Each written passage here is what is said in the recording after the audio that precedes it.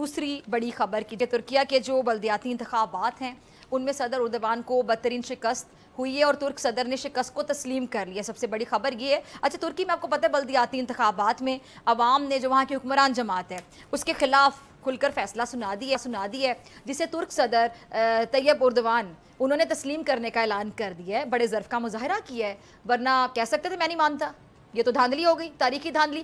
ترک صدر نے انقرہ اور استنبول سمیت بڑے شہروں میں اپنی جماعت کی شکست پر بیان دیا ہے, جس میں انہوں نے کیا کہا. انہوں نے یہ کہا ہے کہ جی ترک عوام نے بلدیاتی انتخابات میں ووٹ کے ذریعے سیاستدانوں کو اپنا پیغام پہنچا دیا اور اپنے نتائج کا پارٹی میں جائزہ لیں گے اور اپنا احتساب کریں گے. اب طیب اردوان صاحب نے یہ بھی کہا کہ جی 31 مارچ ہمارے لیے اختتام نہیں بلکہ ٹرننگ پوائنٹ ہے. اب دیکھیں کتنی پازیٹیوٹی ہے ان کی بات میں, ان کی سٹیٹمنٹ میں. مئی 2023 کے الیکشن میں انہوں نے کہا ہے کہ جیت کے 9 ماہ بعد بھی ہم جو مطلوبہ نتائج ہیں وہ نہیں حاصل کر سکے, لیکن ہم اپنی ہماری کارکردگی کا یعنی جہاں جہاں ہم سے غلطیاں ہوئی, ہمارے کون سے فلاز ہیں, ہم اپنے گریبانوں میں جائیں گے. اگر عام الفاظ میں بات کریں انہوں نے کہا باریک بینی سے ہم جائزہ لیں گے, مستقبل کی اسٹریٹجی لائحہ عمل تیار کریں گے, طے کریں گے. اسے کہتے ہیں بڑا پن, یعنی پہلے اپنی غلطی مانے نا کہ مجھ سے کہاں کا غلطیاں ہوئیں, ہم سے کہاں کا کوتاہیاں ہوئیں, ہم نے عوام کو کہاں کا ناراض کیا, کہاں کا نالاں کیا. پھر ہم اپنے گریبان میں جھانکنے کے بعد آگے کی بات کریں گے اور یہ ہمارے لیے شکست نہیں ٹرننگ پوائنٹ ہے. یہ ہوتی ہے جمہوریت. اب مجھے سمجھ نہیں آتی کہ ہمارے رہنما ان جمہوری مثالوں سے سبق کیوں نہیں سیکھتے. اردوان صاحب اچھے سب کو لگتے ہیں, ایگزامپلز بھی کوٹ کرتے ہیں ان کی, لیکن پھر ان سے یہ بڑا پن سیکھیں گے آپ؟ یہ جو بڑے ظرف کا انہوں نے مظاہرہ کیا, اپنا ظرف بھی اتنا بڑا بنائیں گے آپ؟ میں نے جب سے ہوش سنبھالا, اور آپ جتنے ناظرین مجھے دیکھ رہے ہیں میں یقین سے کہتی ہوں کہ آپ سب نے بھی جب سے ہوش سنبھالا, جتنے الیکشن دیکھے ہوں گے ان میں ہارنے والوں کو دھاندلی کا بلکہ تاریخی دھاندلی کا رونا روتے ہوئے دیکھا ہوگا. ہمارے ساتھ دھاندلی ہوگی, تاریخی دھاندلی ہو گئی, اور ہماری ساری جماعتیں جمہوریت کی بہت بڑی چیمپئن ہیں, مگر جب ہار جاتی ہیں تو پھر بڑے دل کے ساتھ کوئی ہار نہیں تسلیم کرتا. الزام تراشیوں کا نہ ختم ہونے والا سلسلہ شروع ہو جاتا ہے. کوئی بڑے دل سے کر لیا کرے نا شکست تسلیم, نہیں کرتا جی, نہیں کرتا. اور تازہ تین الیکشن دیکھ لیں 2024 کی ایگزامپل ہمارے سامنے, مثال ہمارے سامنے ہے. الیکشن ہو گئے, رزلٹ آ گئے, حکومت بن گئی, مگر معاشی استحکام کا خواب ادھورے کا ادھورا رہ گیا. مطلب سٹارٹ ہی کیسا ہو گیا آپ کے سامنے, سٹارٹ ہی کیسا ہو گیا کہ بھی ہم نہیں مانتے, غلط ہو گیا, میرا ووٹ چوری ہو گیا, الیکشن میں دھاندلی اور اس طرح کی باتیں ٹاک شوز میں بھی ہو رہی ہیں. ہر کوئی اپنا اپنا رونا روتا نظر آ رہا ہے. وہ مولانا صاحب جو پہلے مان جاتے ہوتے تھے, اور آن ریکارڈ ہیں باتیں کہ مولانا صاحب کو کچھ لوگ کچھ دو کی پالیسی پہ منانا بہت آسان ہے. اس بار مولانا صاحب کا بھی ضمیر بہت جاگا ہوا ہے, اس بار وہ بھی کہہ رہے کہ پتہ نہیں کیا ہو گیا. اب مسئلہ کیا ہے, ہمارے جو رہبر ہیں نا وہ دھاندلی کا شور زور سے مچا رہے ہیں. کس لیے؟ صرف اپنی سیاست بچانے کے لیے, صرف اپنے ذاتی فائدوں کے لیے.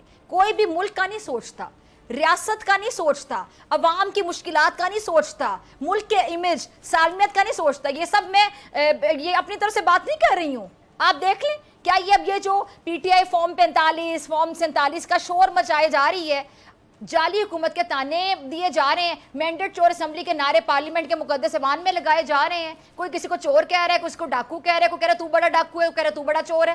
اور آگے دیکھ لیں کہ خود اسی اسمبلی میں بیٹھے ہوں گے, جو اسمبلی ان کے مطابق جعلی اسمبلی جعلی ووٹ سے بنی, کوئی چور وہاں بیٹھے ان کے مطابق, کوئی ڈاکو بیٹھے. بہت ہی غلط بات ہے, بہت ہی مقدس ایوان میں بیٹھے ہوئے یہ بسرا کی باتیں کرتے ہیں, خود بھی اسی مقدس ایوان میں بیٹھیں گے جا کے یہ. اور بات صرف اتنی سی ہے کہ جہاں جہاں ہم جیتے وہاں انتخابات درست ہیں, کیونکہ وہاں ہم جیتے ہیں, وہاں تو دھاندلی ہو نہیں سکتی. لیکن جہاں ہم ہار گئے نا وہاں تو بھائی تاریخی دھاندلی, کیونکہ وہاں ہم کیوں نہیں جیتے. اور یہ چلن کوئی نیا نہیں ہے. 2013 کے انتخابات میں کیا یہی رونا دھونا جاری نہیں تھا؟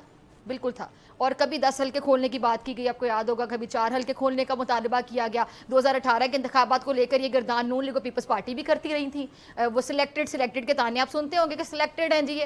اب میں سمجھتی ہوں کہ اب وقت آ گیا ہے عوام کو, ملک کو مشکلات سے اگر نکالنا ہے, یہ اگر کا لفظ میں ذرا زور سے بولتی ہوں, اگر نکالنا ہے, اگر نیت ہے کہ نکالنا ہے مشکلات سے عوام کو اور ملک کو, تو ہمارے سیاستدانوں کو اپنی اصلاح کرنی ہوگی, اپنے رویے بدلنے ہوں گے, خود کو بدلنا ہوگا, ترقی یافتہ ممالک سے سیکھنا ہوگا. اب یہ تازہ مثال جو میں نے آپ کو دی ٹرکی کی, اردوان بھی دھاندلی کا الزام لگا سکتے تھے, شور مچا سکتے تھے. میں نہیں مانتا, میرے ساتھ تو تاریخی دھاندلی ہو گئی, یہ تو سازش ہو گئی, یہ تو اداروں کی سازش ہو گئی, یہ تو الیکشن کمیشن کی سازش ہو گئی. یہ تو ہم تو کسی کو سر متھے سے دکھتے ہیں, یہ ہمیں تو ہرانے کی پہلے سے تیاری کی جا رہی تھی, وہاں بھی شور مچا دیا جاتا.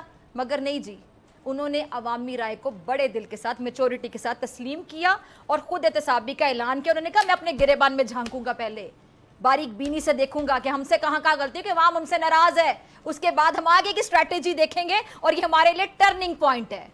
ये ज़र्फ लीडरों के ना ऐसे ही बड़ेपन होने चाहिए, और लीडर जब इतने बड़ेपन का मुजाहरा करते हैं, बड़े ज़र्फ का मुजाहरा करते हैं, प्रैक्टिकली, अमली, सिर्फ बातों से नहीं कि आप गोंगलों से मिट्टी झाड़ते हैं बातें करके, बयानात दे के, वो अमली तौर पे जब बड़े ज़र्फ का मुजाहरा करते हैं तो फिर मुल्क तरक्की करते हैं, मुल्क आगे बढ़ते हैं। और मेरी दुआ है कि अल्लाह हमारे मुल्क को भी ऐसी क़यादत नसीब फरमाए जिनका बड़ा दिल हो, जिनके बड़े ज़र्फ हों, ताकि हमारा मुल्क भी तरक्की करे, हम भी आगे बढ़ें।